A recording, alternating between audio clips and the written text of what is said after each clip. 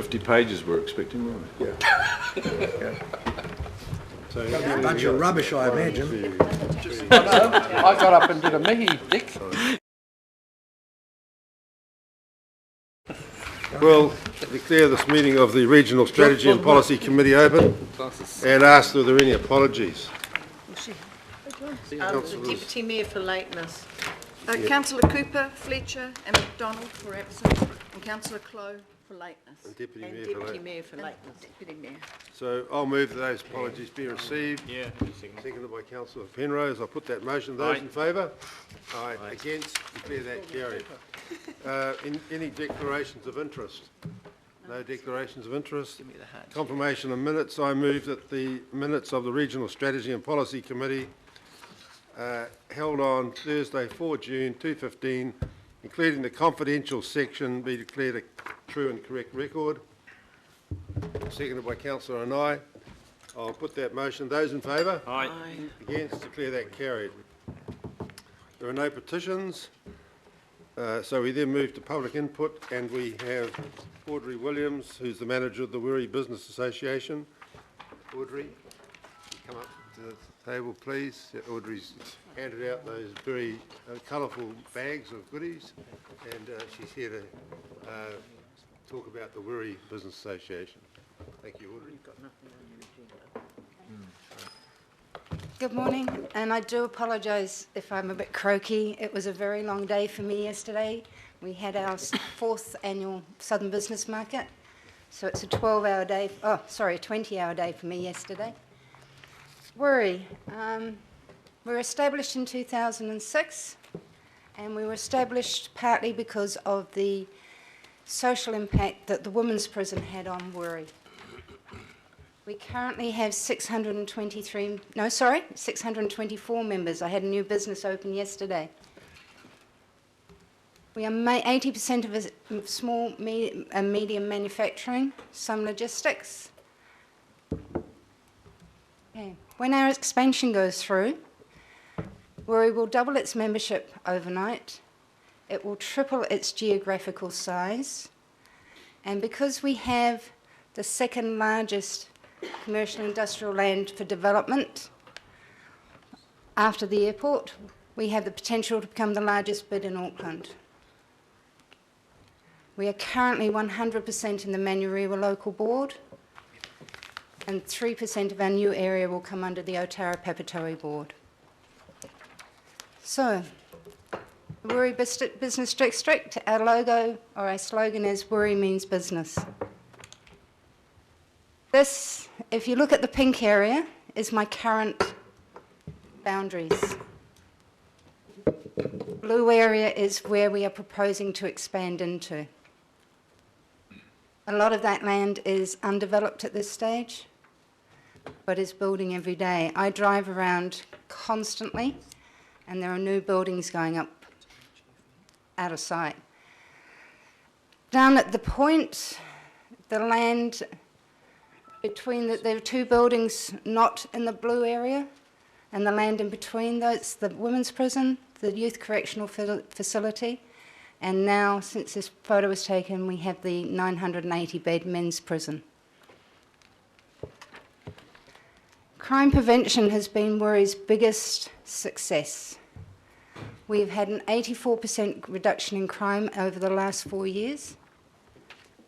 We currently have a 72% reduction, a difference in crime, and if I go back to the map, between the pink and the blue area. So the blue area has a 72% higher rate in criminal activities than our current area.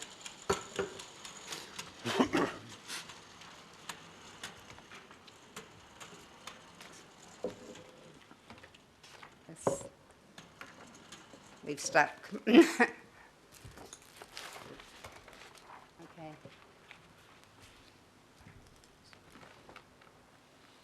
We pay for 6 one-hour security patrols in our current area. That is the biggest expense for our business association. We also work very closely with the neighbourhood policing team, the Maori Wardens. I actually share my office with them. We work with a number of members in the community reporting specialist activities. A year ago, and it would only be a year ago, I would never hear from my businesses during the day about crime. Since we've been putting our campaign in together, I constantly get persons wandering around, checking out vehicles, calling into businesses. We used to average probably a dozen cell phones, laptops, stolen out of cars a week. We've had one wallet stolen so far this year. And that's partly because of our businesses being involved. We also keep the area Greek graffiti free. We have our own contract with the Manukau Beautification Trust, and we report rubbish on a regular basis. Last year we had over 300 reports of illegally dumped rubbish within that small pink area of Wuri. We know from my work in bids in retail, if you can keep an area looking well presented, it's also a great thing for keeping crime down. A looked after area discourages, I suppose, is the word for bringing crime down. And we have a really good relationship with our residential area that surrounds our business community. We have a lot of partnerships, but this is probably our biggest one that we are proud of. Last year at the Southern Business Market, which I'll talk about a bit later, we talked to our businesses about the number one thing that they were looking for in employment. And 95% of them, I was expecting, mechanics, electricians, etc. 95% of my businesses came back with a willingness or an ability to work. So we discussed it and talked about working with the high schools on this, but we decided that that skill or mindset of work needed to start earlier. So we started with Wuri Central School, where we've set up a 99% club. So the entire year 8 is a member of the 99% club at the beginning of the year, and as they take time off, they drop out. We don't have the stats for the second term, but we know there was a 15% reduction in truancy in term 1. At the end of the year, we will be taking anybody left in the 99% club out on a day trip.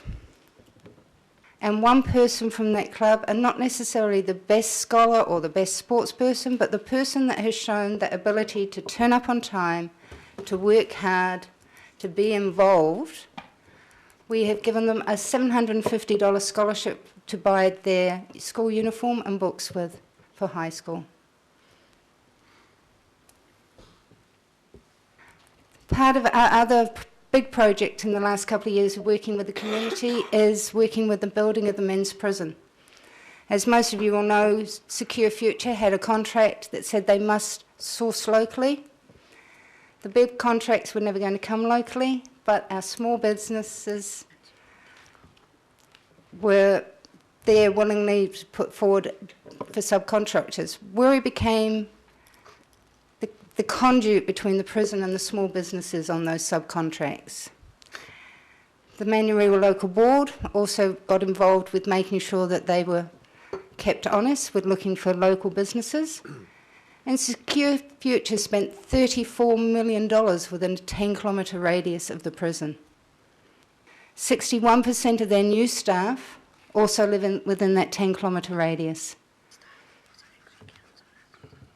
Okay, we are now looking at working with Secure Future on local businesses doing maintenance and supply, and also working with them on their business industries. The Southern Business Market. This was created in 2010. The idea was to get local businesses interacting with each other. It was purely a networking event. These goals are from last year's because, unfortunately, I haven't had time to put anything together from yesterday. So our goal was to become Auckland's leading business-to-business networking event where people could meet local business owners It wasn't necessarily about making sales, it was about making those connections. So last year we had 70 stands, and we know we generated over $400,000 worth of new business in the first 6 months after the event. Now that figure only came from 15 of our stand holders out of the 70. The others never fill in surveys.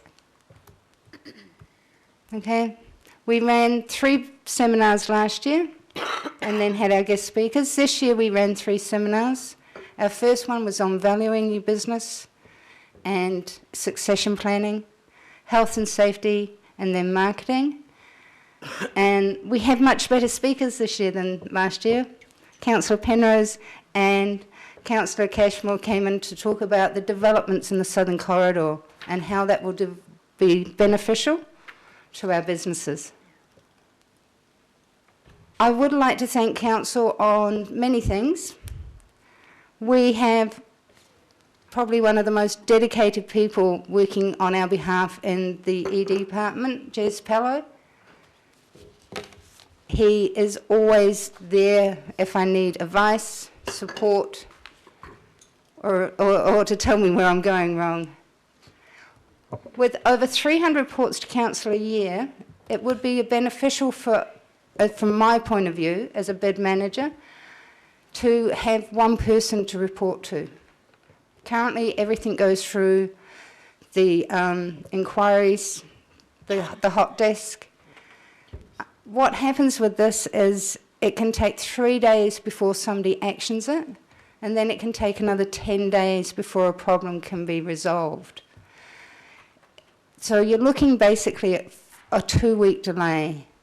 And unfortunately, one refrigerator, one tyre that gets dumped on the side of the road after 14 days can become a huge mountain of rubbish. With our expansion plans in the southern business market, and as I said yesterday, we had our 4th one. My committee will sit down hopefully in the next few weeks and decide whether they'll do a 5th. A stronger working relationship with ATEED would be beneficial for us. I see a lot of ATEED's areas and ours being we can overlap and support each other. I would also like to thank the Manurewa Local Board. They have, in your packs today, you'll find our strategic plan. The local board helped us pull this together. Worry growth and direction has tripled because we now have a really firm direction to go into. And they support us in everything we do. They have been there. I have an ongoing explosion problem. I have a car yard that doesn't like taking LPG tanks out. The board and the councillors for the area have all attended meetings with the businesses trying to solve the issue. The local board are our main sponsors for the southern business market. And I don't think the growth that Worry's seen in the last 2 years from the business association point of view would have happened without the Manurewa Local Board. Thank you. Thank you. Arthur, do you want before questions, do you want to say something? Questions first? What do you want me to say? Yeah. Okay, look, Audrey, thank you very much, and councillors, thank you for the opportunity for our bids to present this morning. I apologise that Rashid hasn't made it, but you've heard from Audrey what they do out there, and I've always said bids play such an important role as part of what I call the third arm of council for the work that they're doing out in the town centres to ensure that we have town centres that are safe, secure places and clean and tidy for our people to go to. And so without them being there, we would have a serious problem out there. But one of the things that's also identified is that, and I've said it before, we need a hotline for the bids to get immediate action when they have problems in their town centres, because some of them are telling me they can do it cheaper and better and faster by using local people rather than being frustrated from us here. So I just want to emphasise that, and I know, Dean, we've spoken about this, and you've got something in the pipeline that will get all this sorted out, we hope. But Audrey, thank you very much for coming in, but the presentation was good, and on behalf of our team here, I'd like to say thank you and keep up the good work for the team that's out there. Thank you. Thank you for the opportunity. Councillor Penrose? Yeah, thanks, Mr Chair, and it's probably just on the back of Councillor and I there actually, and just to acknowledge again, Audrey, the wonderful work you did yesterday, pulling all those business guys together and displaying some really good entrepreneurship, really, what's happening around the south, in particular, encapsulating the growth that's going to come our way, you know, out that way, which I'm sure your members and that area will grow immensely, in particular those areas that are underdeveloped at this stage. But I just want to acknowledge what Councillor and I said in regards to the hotline. You know, if it's one thing it's quite demoralising is when rubbish sits on sides of berms and streets for periods of time. And I know you've been in my area constantly in regards to 8 to 10 days, 12 days of rubbish lying around the streets. It's not a good look at all when you're trying to go about your business. But it's really pleasing to see 84% reduction in crime. That's really good to see. Obviously something's working, but I think it's about the close relationship that we need to have as the governing body with you guys, with the bids in general. It's great to see the local board well engaged, but we also need to be there as well to really nudge that along and see what we can do to help. As we talked about yesterday, with the growth in the south, and in particular our roadblock is NTTA, as we explained yesterday. You know, we've got to unclog those roads to get better productivity across the Auckland region as a whole, predominantly in the south as well, and particularly from the airport and going south. So I know you come to the Economic Development Committee and we suggest you come here hoping that we'll get a bit of attendance. It's a shame that we haven't got more councillors, but again, thank you for coming in. Awesome. Thank you. Other questions? Councillor Casey, sorry. 2 questions, Audrey. Could you just say a wee bit more about the PowerPoint statement that there's currently a 72% crime difference between the current area and the proposed expansion? My second question is just to ask you if you have do you have a dedicated street sweeper upper? No, we don't. To the street sweeper upper. How do you do it then? Basically, we talk to our businesses to start with about presenting their grounds and premises and area better. My security patrols report to me every day. I have a report on my desk that talk about problems in the area, so rubbish that's been dumped, any graffiti that's happened overnight, all those sorts of issues. So if something's done, dropped, we can respond to council with probably by 9 o'clock the next morning. 10 o'clock on days like today, because I am the only person in the office, so it has to wait till I get back. And just making people aware. It would, rubbish used to sit around the area and members would eventually go, oh, I'm really sick of it, it's been there for a couple of months. And it's like, well, no, ring me, we'll fix it. So if my security company hasn't picked it up, my businesses do, and they now respond, And I think it shows in the difference. I've taken several people around the expansion area because I need quotes on our, extending our graffiti management, extending our security into that area. And the constant comment I have had from people, and literally it's the other side of some streets. You turn left and carry on 100 metres and you can see the difference in the presentation of the area, because there's nobody there monitoring and managing it. Our security patrols, as I said, they do 6 one-hour patrols through the area every night on a random basis.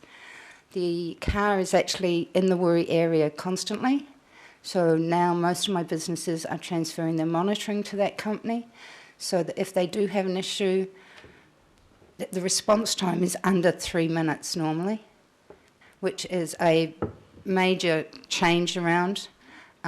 We get our stats, so we know the difference currently from the police station. They're monitoring it street by street, because for me, it's my number one. Let's go out there, expand the bid. How do I get these people involved? Security will be one of my major catches for them, because doing it in bulk is going to be so much cheaper for them than doing it on their own. And in that other area, what are the main offences? Is it car conversion and theft? It's burglaries, car conversions, theft. Sounds terrible, but we are expecting a spike in abandoned vehicles to become in the area, and that's because of the prison opening. We know from our past histories with the women's prison, but also research overseas, that people will steal a car, go visit dad in prison, and then abandon the car just before the prison so that they're not being seen taking a stolen vehicles through the cameras, and then they'll come out and steal another car and abandon it somewhere else. And we will also see a spike in graffiti and what I call nuisance problems, because they will take the younger kids in to visit the parents, but they don't take the older ones, so they're going to be, and unfortunately Westfield and Manukau is probably going to be hit the hardest. They're going to be left to their own devices while mum goes and visits dad, so petty crime will increase. Councillor Darby? Thanks, Audrey. Just on the car conversion, I'm more familiar with Parumaruma, formerly being a councillor. I've never heard of that occurring there, of cars being dropped there or short of the prison, and then cars being converted from the Parumaruma community. So is this supported by police statistics? It has been, and it's usually only in the first 6 to 12 months that a prison is open. And then... Early arrivals, I want to... Yeah, but it's until people get used to it being there, you know, and unfortunately the men's prison, or all three prisons, there is no bus route. Okay. We're working with the prison trying to get shuttles from the train stations through. But it is, once the prison is established, it will decrease. But for that first 6 to 12 months, there will be an increase.